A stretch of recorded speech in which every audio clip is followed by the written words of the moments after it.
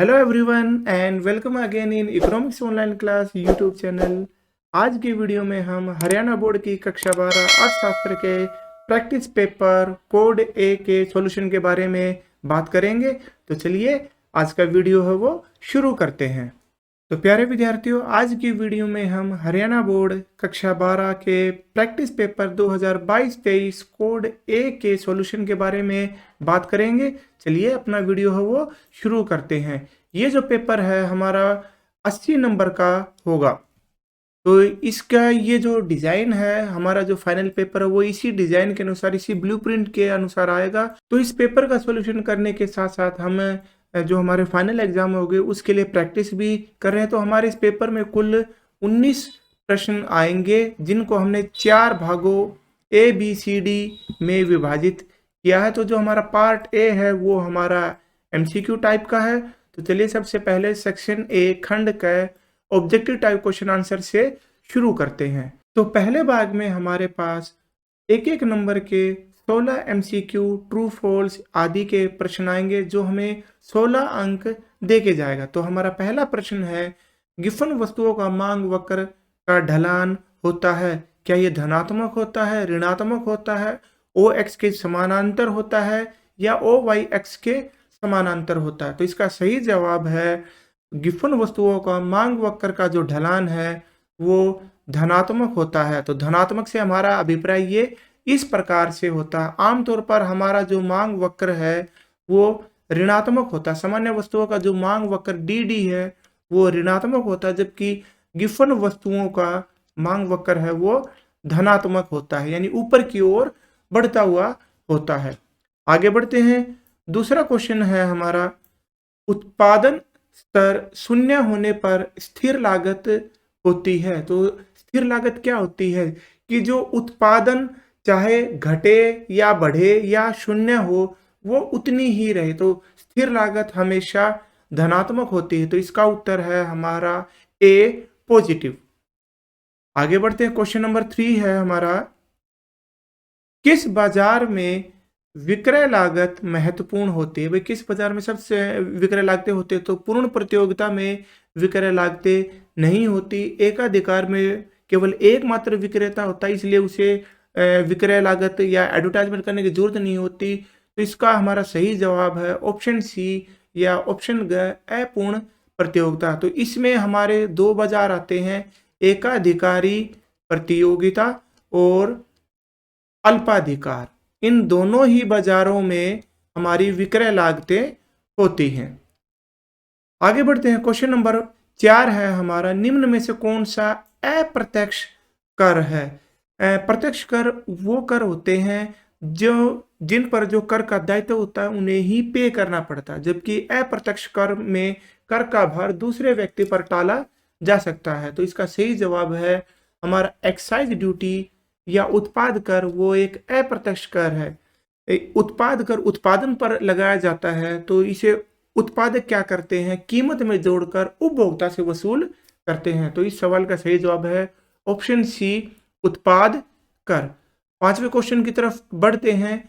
यदि सीमांत उपभोग प्रवृत्ति 1 है तो गुणक का मान क्या होगा? हमें पता है गुणक का फार्मूला होता है 1/1 माइनस MPC। तो ये बोला कि MPC marginal propensity to consumption 1 हो तो हम इसमें वैल्यू रख लेंगे 1-1। तो ये 1/0। तो ये हमारा इसका जवाब आएगा अनंत। तो 5वें सवाल का हमारा सही जवाब है ऑप्शन डी अनंत या इन्फिनिटी। आगे चलते हैं। हमारा छठा क्वेश्चन है, निम्नलिखित में से कौन से कारक आपूर्ति में कमी लाते हैं? यानी ऐसा कौन सा कारण जिसकी वजह से पूर्ति में कमी आती है? यदि साधन की कीमत की गिरावट में आए तो उत्पादक की जो लागत है वो कम हो जाएगी, तो इससे हमारी पूर्ति बढ़ती है। अन्य वस्तुओं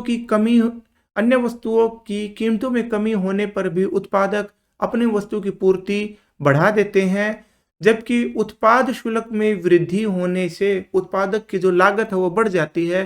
तो इस वजह से पूर्ति में कमी आती है। तो हमारा सही जवाब है छठे क्वेश्चन का ऑप्शन सी उत्पाद शुल्क में वृद्धि। अगला क्वेश्चन 7वां बहुत ही आसान है। विश्व महामंदी का वर्ष कौन सा है? तो इसका जवाब है ऑप्शन बी, 1929-30 में हमारी विश्व में आर्थिक महामंदी आई थी। चलिए आगे चलते हैं। 8वां क्वेश्चन है हमारा, केंजियन विचारधारा समर्थन करती है मिश्रित अर्थव्यवस्था का, ऑप्शन बी मुक्त अर्थव्यवस्था का, ऑप्शन सी सरकारी नियंत्रण अर्थव्यवस्था, या उपरोक्त सभी। तो इसका सही जवाब है ऑप्शन सी, सरकारी नियंत्रण अर्थव्यवस्था। केन्स का ये मानना था कि जो हमारी अर्थव्यवस्था होती है उस पर सरकारी नियंत्रण आवश्यक है। बिना सरकारी नियंत्रण के, जैसे हमारा जो भुगतान शेष है या विदेशी व्यापार है, उस पर जो नियंत्रण अगर नहीं किया गया तो अर्थव्यवस्था पर नकारात्मक प्रभाव पड़ेगा। तो इसलिए जो केंजियन विचारधारा है वो अर्थव्यवस्था पर सरकारी नियंत्रण की वकालत करती है। तो इसका सही जवाब है हमारा ऑप्शन सी। आगे बढ़ते हैं।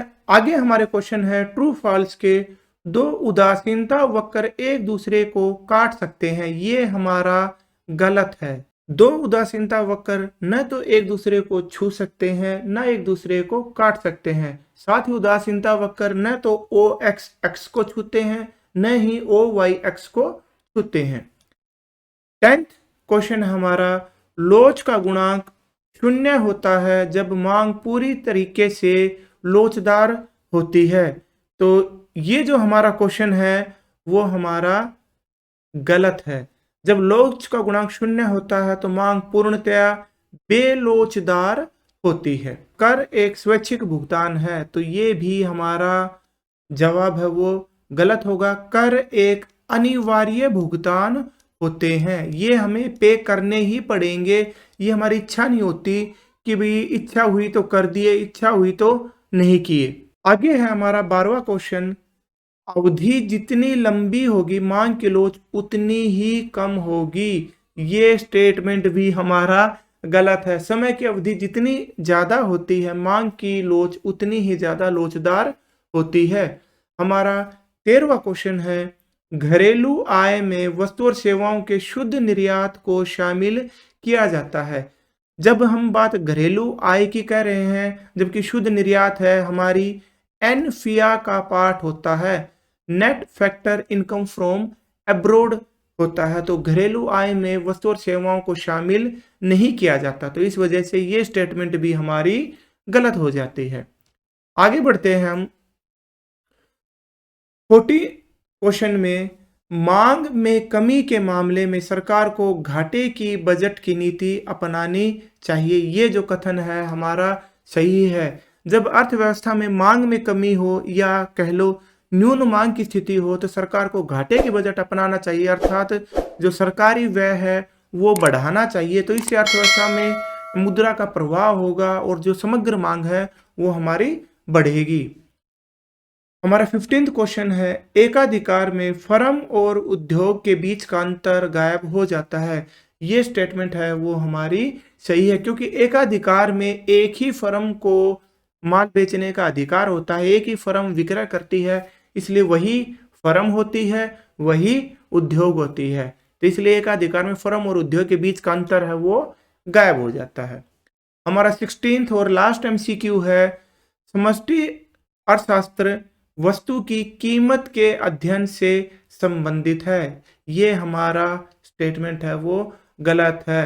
व्यष्टि अर्थशास्त्र को कीमत सिद्धांत कहा जाता है, जबकि समष्टि अर्थशास्त्र को आय तथा रोजगार का सिद्धांत कहा जाता है। तो इस वजह से हमारा ये कथन भी गलत हो जाता है। अब हम करेंगे section B, very short answer type question, जिसमें हम 2-2 अंक के बारे में पढ़ेंगे। हमारा दूसरा क्वेश्चन है, what does the slope of PPC show? उत्पादन वक्र का ढलान क्या दर्शाता है? तो उत्पादन वक्र का जो ढलान होता है, जो हमारा PPC कर्व होता है, उसका ढलान है क्या दर्शाता है? ये दर्शाता है हमें बढ़ती अवसर लागत। बढ़ती अवसर लागत को दर्शाता है, जबकि जो हमारा IC कर्व होता है वो हमारा दिखाता है MRS, marginal rate of substitution.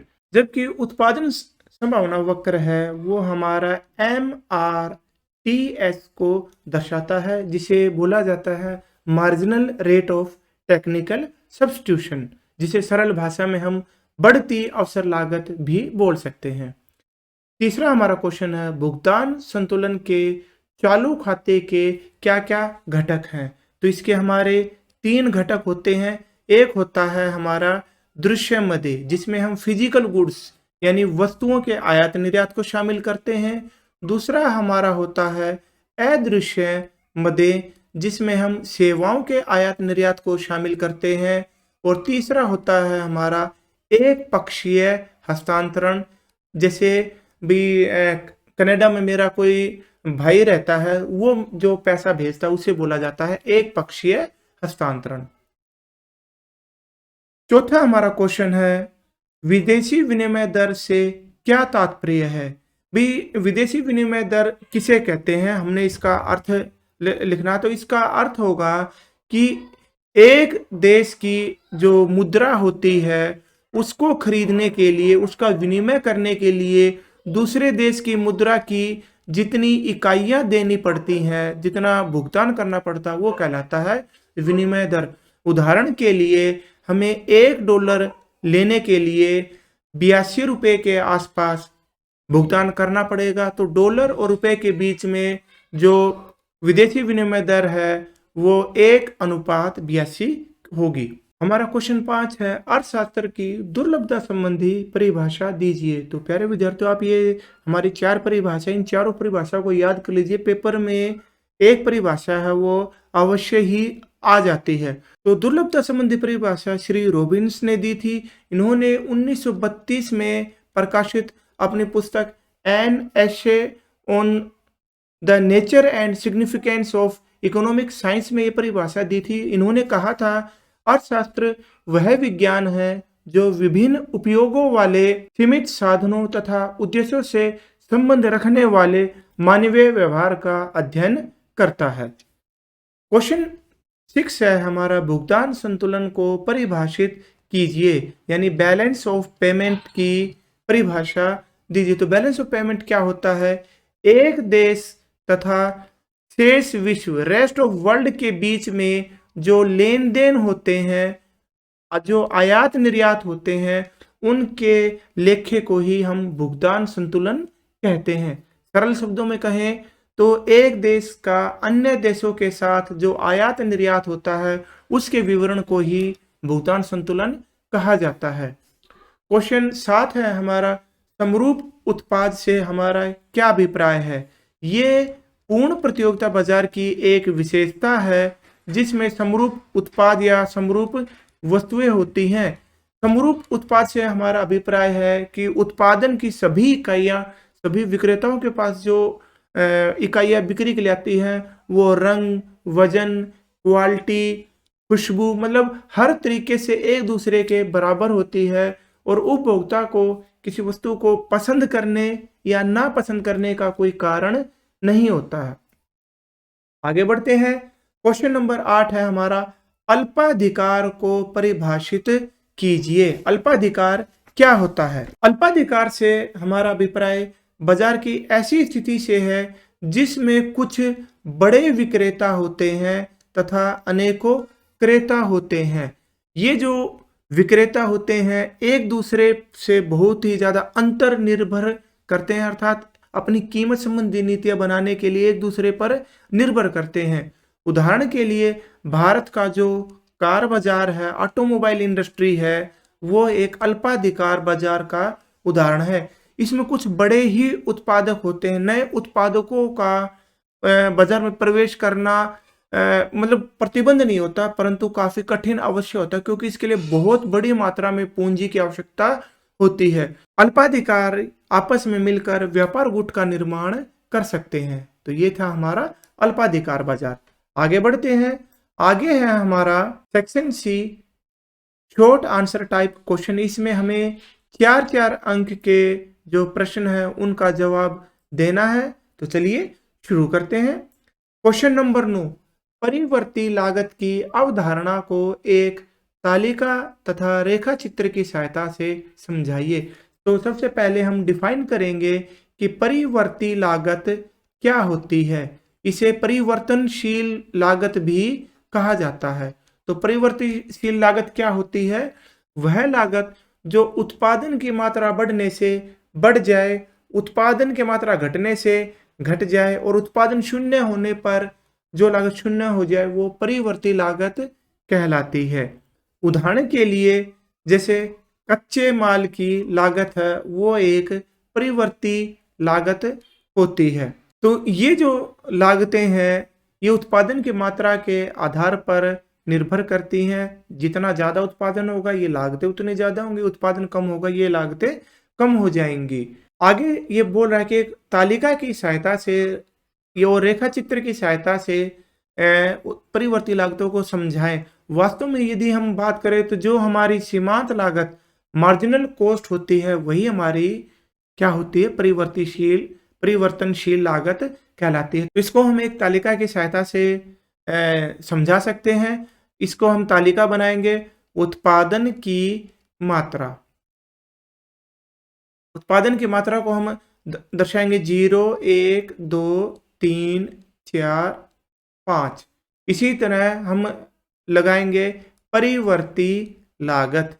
तो परिवर्ती लागत पहले घटते अनुपात से बढ़ती हैं, फिर स्थिर हो जाती हैं और फिर बढ़ते अनुपात से बढ़ती हैं। यानी कि हम सीमांत लागत की सहायता से परिवर्ती लागत को आसानी से दर्शा सकते हैं। तो सीमांत लागत को पहले हम घटते हुए फिर समान और अंत में बढ़ते हुए यदि हम दिखाएं तो हमारे परिवर्तनशील लागत है वो आ जाएगी।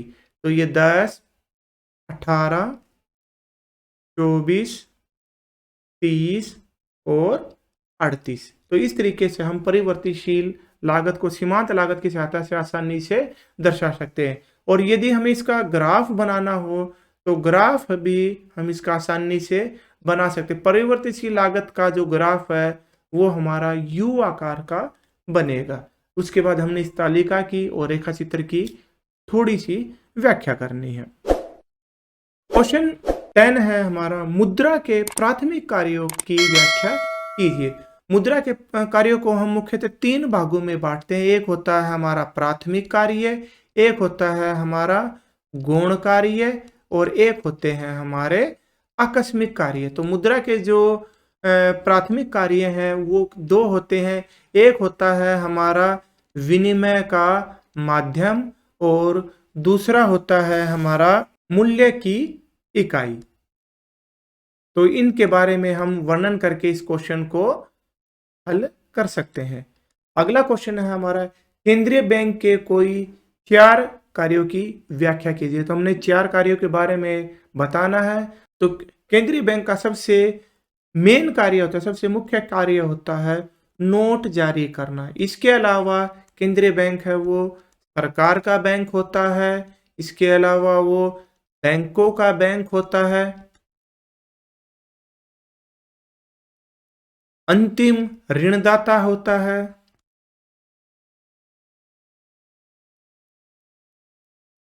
साथ ही हम इसके बारे में लिख सकते हैं कि जो केंद्रीय बैंक है वो अन्य बैंकों का निरीक्षण करता है और साथ ही जो केंद्रीय बैंक है जैसे भारत में आरबीआई है वो विदेशी कोषों का संरक्षक होता है। जो विदेशी मुद्रा है वो आरबीआई के पास स्टोर होती हैं। क्वेश्चन 12, मुद्रास्फीति अंतराल की अवधारणा की व्याख्या कीजिए और इसे ठीक करने के लिए मौद्रिक उपायों के बारे में सुझाव दे। तो मुद्रास्फीति का अंतराल क्या होता है? मुद्रास्फीति अंतराल या इसे हम अधिमांग के रूप में भी जान सकते। तो अधिमांग क्या स्थिति है, मुद्रास्फीति अंतराल क्या स्थिति है? जब अर्थव्यवस्था में एडी पूर्ण रोजगार के स्तर के लिए जितनी आवश्यक है उससे ज्यादा मात्रा में होती है तो उसे हम बोलते हैं मुद्रास्फीति अंतराल। इसको हम एक ग्राफ की सहायता से समझा सकते हैं।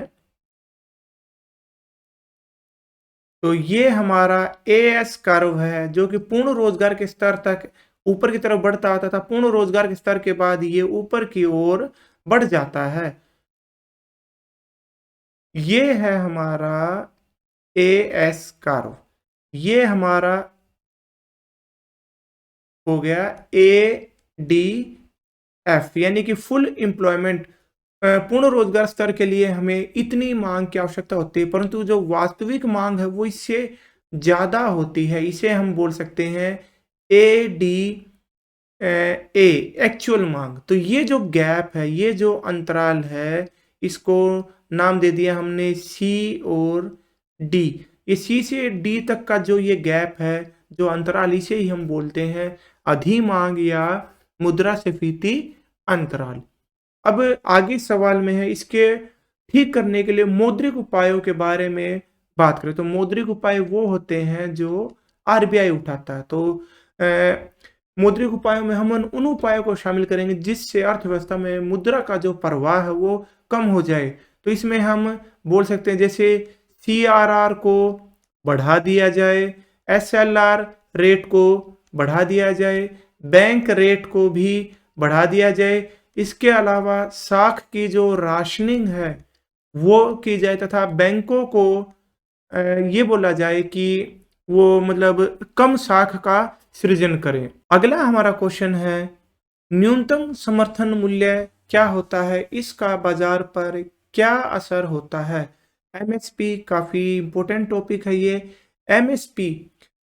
एमएसपी है जो न्यूनतम समर्थन कीमत है, आमतौर पर किसानों को दी जाती है, क्योंकि फसल के टाइम क्या होता है, हमारी जो सप्लाई है वो बहुत ज़्यादा बढ़ जाती है। इस वजह से जो कीमतें हैं बहुत ज़्यादा डाउन हो जाती हैं। तो किसानों को न्यूनतम आय, एक मिनिमम इनकम प्रोवाइड करने के लिए भी किसानों को एक इतनी आय तो हो ही हो, इसके लिए सरकार न्यूनतम समर्थन मूल्य का प्रावधान करती है। यानी कि फसल, किसानों की जो फसल है एक मिनिमम प्राइस पर अवश्य बिकेगी। तो न्यूनतम समर्थन मूल्य का यदि हम अर्थशास्त्र की भाषा में बात करें तो न्यूनतम समर्थन कीमत वह कीमत है जो संतुलन कीमत से ऊपर निर्धारित की जाती है। इसे हम एक ग्राफ से भी प्रकट कर सकते हैं। संतुलन कीमत हमारी डिपेंड करती है डी डी और एस एस कर्व पर, जहां ये एक दूसरे को काटते हैं। ई बिंदु पर जो कीमत होती है वो कहलाती है हमारी ओपी संतुलन कीमत। परंतु फसल के आने के टाइम पर जैसे पूर्ति बढ़ जाती है तो इस वजह से ये संतुलन कीमत घटने की आशंका हो जाती है और किसानों की जो लागत है वो भी पूरी नहीं हो पाती। तो इस वजह से सरकार इस एमएसपी को इस संतुलन कीमत से ऊपर निर्धारित कर देती है OP1। तो इस अवस्था में डिमांड है वो हमारी होती है OQ तथा जो सप्लाई है वो है हमारी हो जाती है OQ1। सप्लाई अधिक हो जाती है, इसलिए न्यूनतम समर्थन कीमत निर्धारित करने से बाजार में पूर्ति आधिक्य की स्थिति उत्पन्न हो जाती है। इस स्थिति में किसान सरकारी क्रय केंद्र पर जाकर अपनी फसल को न्यूनतम कीमत पर बेच सकता है। क्वेश्चन नंबर 14 राष्ट्रीय आय में से न्यूमेरिक क्वेश्चन है, चलिए देखते हैं। निम्न आंकड़ों से राष्ट्रीय आय की गणना कीजिए। तो कर्मचारियों का पारिश्रमिक, प्रचालन अधिशेष, मिश्रित आय, विदेशों से प्राप्त शुद्ध साधन आय, कुल अप्रत्यक्ष कर, सामाजिक सुरक्षा में नियोक्ता का योगदान। तो आंकड़ों से देखने पर हमें ये पता चलता है कि ये हमारा आय विधि का प्रश्न है। तो हमें निकालना इसमें राष्ट्रीय आय यानी कि NNP एट फैक्टर कॉस्ट निकालना है। तो इसका जो सूत्र है वो क्या होता है, कर्मचारियों का पारिश्रमिक यानी कंपनसेशन ऑफ एम्प्लॉइज जमा में प्रचालन अधिशेष जिसे हम बोलते हैं ऑपरेटिंग सरप्लस, इसके अलावा मिश्रित आय मिक्स्ड इनकम, इन सब को यदि हम जोड़ लें तो हमें प्राप्त होता है ये 40,000 करोड़ रुपए। ये कहलाता है हमारा NDP फैक्टर कॉस्ट यानी कि घरेलू आय। और यदि इसमें से हम net factor income from abroad जोड़ दें यानी कि 9,000 रुपये और जोड़ दें तो हमारे पास राष्ट्रीय आय आ जाती है 49,000 करोड़ या NNP एट फैक्टर कोस्ट। तो ये था हमारा राष्ट्रीय आय। इसमें अप्रत्यक्ष कर का कोई यूज नहीं होगा क्योंकि ये सारा ही कंसेप्ट हमारी फैक्टर कॉस्ट पर आते हैं, और जबकि कुल अप्रत्यक्ष कर का प्रयोग मार्केट प्राइस के लिए होता है। और सामाजिक सुरक्षा में नियोक्ता का योगदान ये ऑलरेडी कर्मचारियों के पारिश्रमिक का हिस्सा उसमें जुड़ा हुआ है, तो इसको अलग से जोड़ने का आवश्यकता नहीं है। क्वेश्चन 15, राजस्व और पूंजी प्राप्तियों में अंतर बताइए। चलिए करते हैं। ये हो गया हमारा राजस्व प्राप्तियां, ये हो गया हमारा पूंजीगत प्राप्तियां। तो राजस्व प्राप्तियां वे प्राप्तियां होती हैं जिनसे सरकार की जो संपत्तियां हैं, जो एसेट्स हैं, वो नहीं घटती हैं, जबकि पूंजीगत प्राप्तियों से सरकार की एसेट्स हैं वो घटती हैं। दूसरा अंतर करें तो राजस्व प्राप्तियों से जो सरकार के जो दायित्व हैं, जो लायबिलिटीज हैं, वो बढ़ते नहीं हैं, जबकि पूंजीगत प्राप्तियों से सरकार की जो लायबिलिटीज हैं वो बढ़ती हैं। इसके तीसरे अंतर में हम इनके उदाहरण लिख सकते हैं। राजस्व प्राप्तियों में हम शामिल कर सकते हैं जैसे फीस, जुर्माना, जो सरकारी उद्यम है उनकी आय। पूंजीगत प्राप्तियों में हम लिख सकते हैं जैसे ऋणों की वसूली या उधार या अन्य देयताएं। इसके अलावा एक स्पेशल पॉइंट और होता है पूंजीगत प्राप्तियों में, जिसे बोलते हैं हम विनिवेश, डिस इन्वेस्टमेंट। तो ये थे हमारे राजस्व और पूंजीगत प्राप्तियों में अंतर। अगला हमारा क्वेश्चन है क्वेश्चन नंबर 16, पूर्ण प्रतियोगिता की विशेषताओं की व्याख्या कीजिए। तो पूर्ण प्रतियोगिता बाजार की वह स्थिति होती है जिसमें बहुत सारे विक्रेता और क्रेता होते हैं, यानी विक्रेता बहुत अधिक होते हैं। इसके अलावा पूर्ण प्रतियोगिता बाजार में, जैसे एक प्रश्न में भी आया था, जो वस्तुएं हैं वो समरूप होती हैं। पूर्ण प्रतियोगिता बाजार में विक्रय लागत का अभाव पाया जाता है। और पॉइंट यदि हम लिखें तो पूर्ण प्रतियोगिता बाजार में उपभोक्ता को पूर्ण ज्ञान होता है, साधनों की पूर्ण गतिशीलता होती है। एक दो महत्वपूर्ण विशेषताएं हैं कि पूर्ण प्रतियोगिता बाजार में जो कीमत है बराबर है AR, एवरेज रेवेन्यू बराबर है MR। इसके अलावा पूर्ण प्रतियोगिता बाजार में जो फर्म है कीमत स्वीकारक होती है, यानी कि प्राइस टेकर होती है। तो ये थी हमारी पूर्ण प्रतियोगिता बाजार की विशेषताएं। आगे अब हम करेंगे सेक्शन D, दीर्घ उत्तरात्मक प्रश्न, लॉन्ग आंसर टाइप क्वेश्चन। तो क्वेश्चन नंबर 17, मांग की लोच की व्यय विधि की व्याख्या कीजिए या इसे समझाइए। तो कुल व्यय विधि, मांग की लोच मापने की कुल व्यय विधि का प्रतिपादन डॉक्टर मार्शल ने किया था। तो इस विधि के अनुसार मांग की लोच मापने के लिए उस पर किए जाने वाले कुल व्यय को मापा जाता है। यदि कीमत बढ़ने से या घटने से कुल व्यय पर कोई प्रभाव नहीं पड़े तो मांग की लोच है वो इकाई के बराबर होती है। यदि कीमत बढ़ने से कुल व्यय भी बढ़ जाए और कीमत घटने से कुल व्यय भी घट जाए तो मांग की लोच है वो इकाई से कम होती है, तथा कीमत बढ़ने से कुल व्यय भी घट जाए और कीमत घटने से कुल व्यय, उस वस्तु पर किए जाने वाला कुल व्यय घट जाए तो मांग की लोच इकाई से अधिक होती है। इसका जो रेखा चित्र है वो हमारा कुछ इस प्रकार का होता है, ये यहाँ तक, उसके बाद ये, और तीसरी अवस्था होती है हमारी ये। तो ये यहाँ तक का जो हिस्सा है वो हमारा दर्शाता है मांग की लोच है वो इकाई से कम, ये होती है हमारी मांग की लोच इकाई के बराबर, और ये वाला हिस्सा दर्शाता है मांग की लोच है वो इकाई से अधिक। इसका अथवा है मांग की कीमत लोच क्या होती है, इससे प्रभावित करने वाले कारकों की व्याख्या कीजिए। तो मांग की कीमत लोच क्या है? किसी वस्तु की कीमत में होने वाले प्रतिशत परिवर्तन की वजह से उसकी मांग में जो प्रतिशत परिवर्तन आता है उसके माप को ही हम मांग की कीमत लोच कहते हैं। या सरल शब्दों में कहे कि किसी वस्तु की कीमत में परिवर्तन होने से उसकी मांग में जो परिवर्तन आया उसी के माप को मांग की कीमत लोच कहा जाता है। इसको प्रभावित करने वाले कारकों की व्याख्या करें तो इसको मांग की कीमत लोच को प्रभावित करने वाले जो मुख्य कारक है वस्तु की प्रकृति। अगर वस्तु की प्रकृति अनिवार्य है तो मांग की लोच कम होगी, यदि ये विलासिता की है तो मांग की लोच है वो ज्यादा होगी। इसके अलावा स्थानापन्न वस्तुओं की उपलब्धता की, जिस वस्तु के जितने अल्टरनेट होते हैं उसकी मांग उतनी ही ज्यादा लोचदार होती है।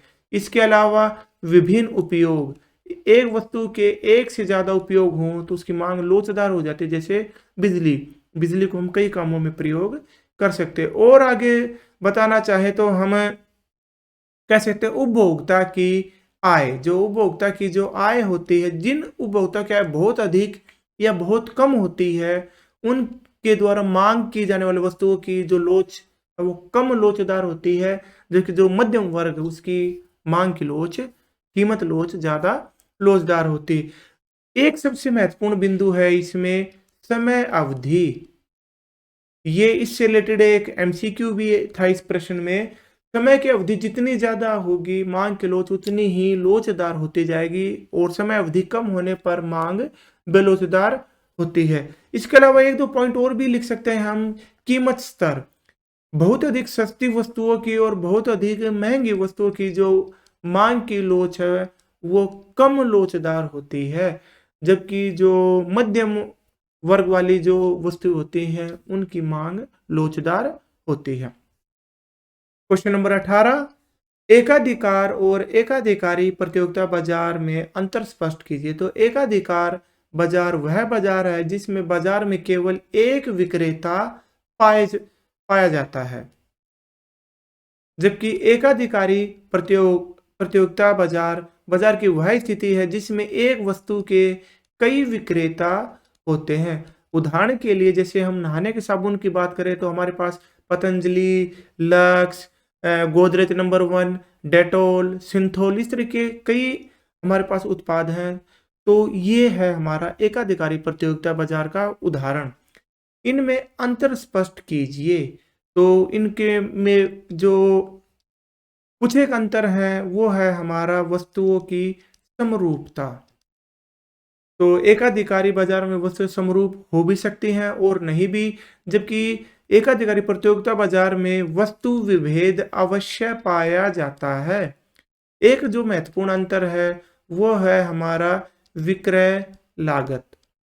एकाधिकारी बाजार में जो विक्रय लागत है वो नहीं के बराबर होती है, जबकि एकाधिकारी प्रतियोगिता मोनोप्लास्टिक कंपटीशन में विक्रय लागतें बहुत ज्यादा होती है। एक जो अंतर जिसे हम पहले नंबर पर लिख सकते हैं, जो हमने ऑलरेडी डिस्कस कर दिया कि एकाधिकारी बाजार में केवल एक विक्रेता होता है, जबकि एकाधिकारी प्रतियोगिता बाजार में कई विक्रेता होते हैं। इसके अलावा जो और अंतर हम लिखना चाहें तो जो एकाधिकारी बाजार में जो विक्रेता होता है उसका अपनी वस्तु की कीमत पर पूर्ण नियंत्रण होता है, जबकि एकाधिकारी प्रतियोगिता में विक्रेताओं का अपने उत्पाद की कीमत पर आंशिक नियंत्रण होता है, अर्थात उन्हें दूसरे विक्रेताओं को देखना पड़ता है।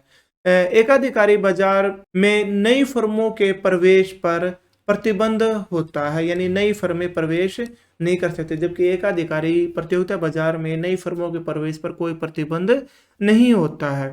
तो ये थे हमारे एकाधिकारी और एकाधिकारी प्रतियोगिता बाजार में अंतर। इसके अथवा में है गठबंधन और गैर गठबंधन अल्पाधिकार को परिभाषित कीजिए और इसकी विशेषताएं बताइए।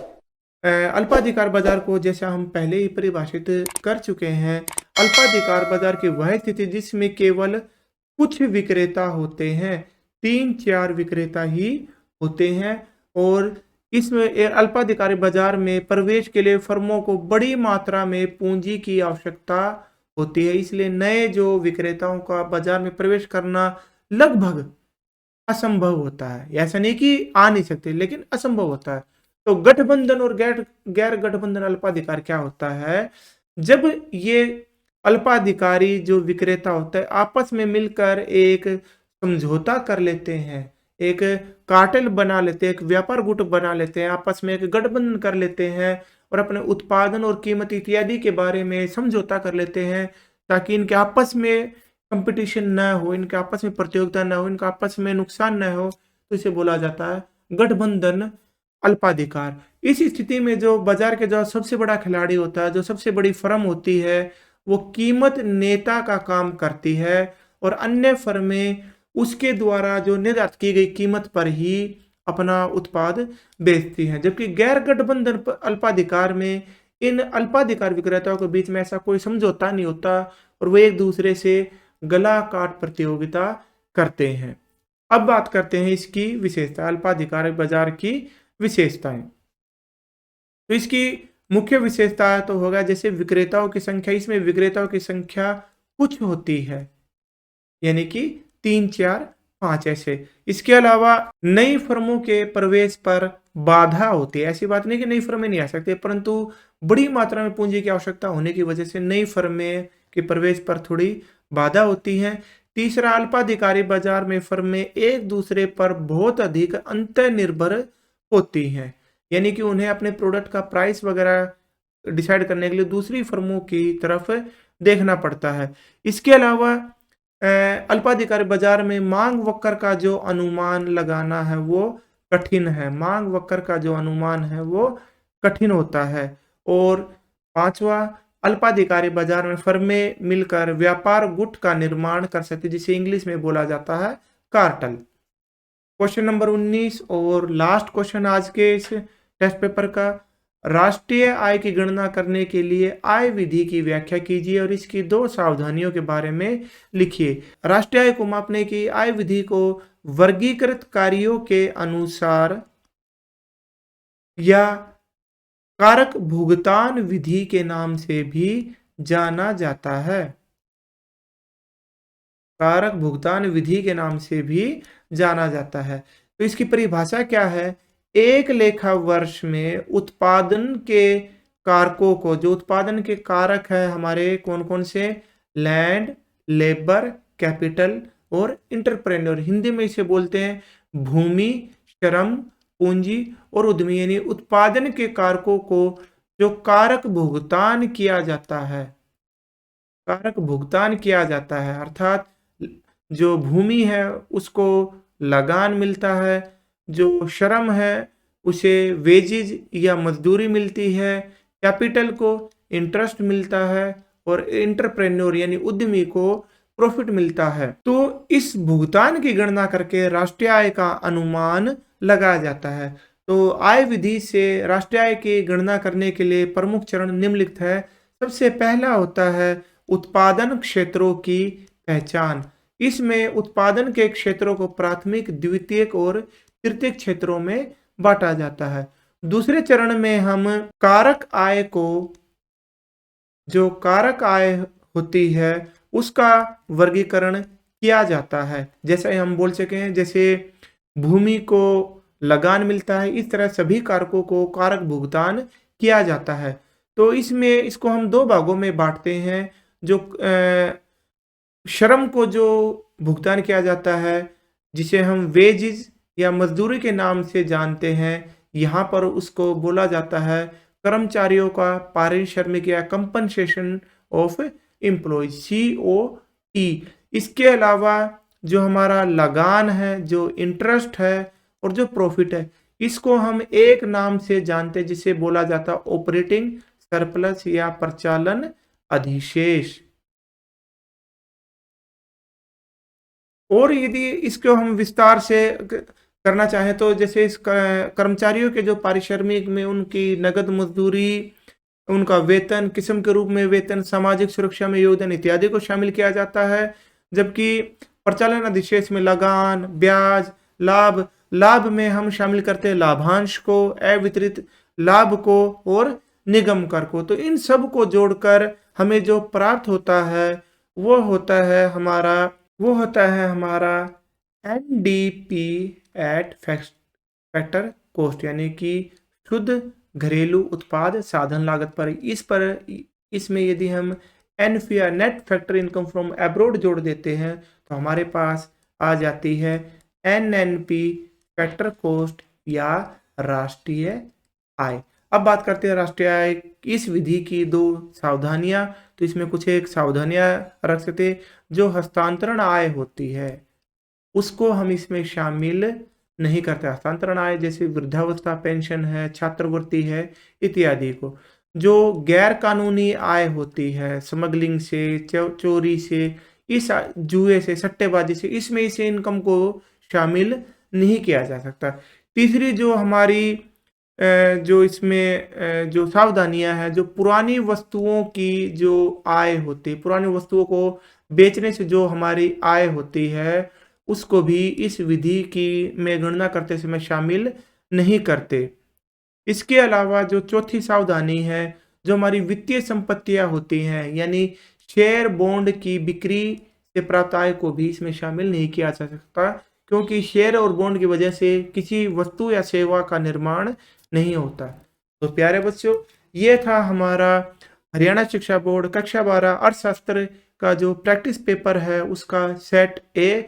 सेट बी का वीडियो लेकर हम जल्द ही आपके सामने फिर से हाजिर होंगे। तो आज की इकोनॉमिक्स क्लास में बस इतना ही। जय हिंद, जय भारत।